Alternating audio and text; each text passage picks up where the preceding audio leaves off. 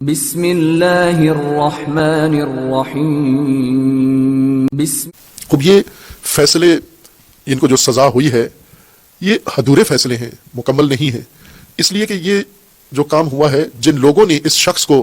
بنا کر روبوٹ بنا کر سیاسی لیبارٹری میں اور قوم پر مسلط کیا ہے، پھر اس نے اتنا نقصان پہنچایا ہے کہ اس کی تلافی میں اتنے سنگین ان کو سزائیں دی جا رہی ہیں۔ پہلے تو سزائے موت کا تقاضا تھا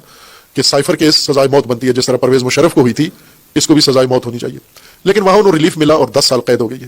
یہ قید آگے جاتی ہے، اپیل میں معاف ہوتی ہے، کچھ بھی ہو سکتا ہے، لیکن یہ جو ابتدائی خصوصی عدالت نے جو کیس کیا ہے، یا بعد میں 9 مئی کے واقعات میں اگر سزا ملتی ہے، یا غیر شرعی نکاح میں سزا ملتی ہے، کسی بھی کیس میں سزا ملتی ہے، یہ شخص اس کو سزا دینے سے غلطی کی تلافی نہیں ہوتی، کیونکہ وہ لوگ اصل جو ان کو لائے تھے، لیبارٹری انجینئر جنہوں نے یہ تیار کیا روبوٹ اور پھر اس کو مسلط کر کے اور ملک کو اتنا نقصان پہنچایا، وہ کیس میں شامل بھی نہیں ہے، شریک جرم بھی نہیں ہے۔ اصل مجرم تو وہ ہیں جو لے کر آئے اور جنہوں نے ان کو بٹھایا، اور جبکہ ساری دنیا کو پتا تھا، واضح تھا کہ یہ غلط کام ہو رہا ہے۔ ہمارے جرنیلوں نے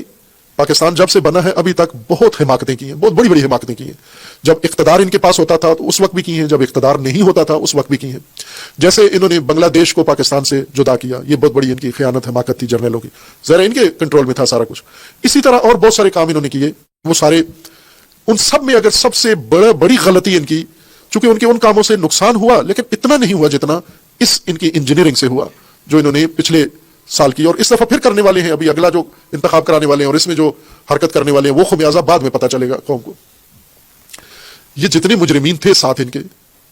ان کا نام ہی نہیں ہے، یہ لے کر آئے تھے ان لوگوں کو، ان کو لا کر آئے، پھر اس سے فوج کی تذلیل ہوئی، فوج بدنام ہوئی، فوج کی تحقیر ہوئی، عوام کے اندر فوج کے خلاف جذبات ابھارے گئے، فوج کو توہین تذلیل اور مسخرہ کیا گیا، سوشل میڈیا پہ طوفان مچایا گیا۔ یہ مجرم اصل یہ شخص نہیں ہے، مجرم وہ جرنیل ہیں جنہوں نے یہ روبوٹ لانچ کیا ہے، بنایا ہے، اور مملکت اس کے سپرد کر کے اور اس کی تائید و حمایت کی ہے، وہ محفوظ ہیں، ان پر نہ کیس بنا ہے، نہ مقدمہ چلا ہے، نہ ان کا نام کوئی لے رہا ہے، اور وہ یا ملک کے اندر ہیں یا ملک سے باہر بالکل محفوظ بیٹھے ہوئے اپنے گھروں کے اندر، وہ اپنی بیویوں کے پاس بیٹھے ہوئے ہیں جو اصل مجرم ہیں، یہ میاں بیوی دونوں جیل میں ہیں۔ اب ظاہر ہے یہ مکمل انصاف اس کو نہیں کہہ سکتے، یہ درست کام عدلیہ اس وقت کرے گی جب وہ ساری ٹیم پکڑ کے ان سب کو وہی کام جو قانون کہتا ہے ان کے ساتھ اسی طرح سے رویہ اختیار کیا۔ Thanks for watching.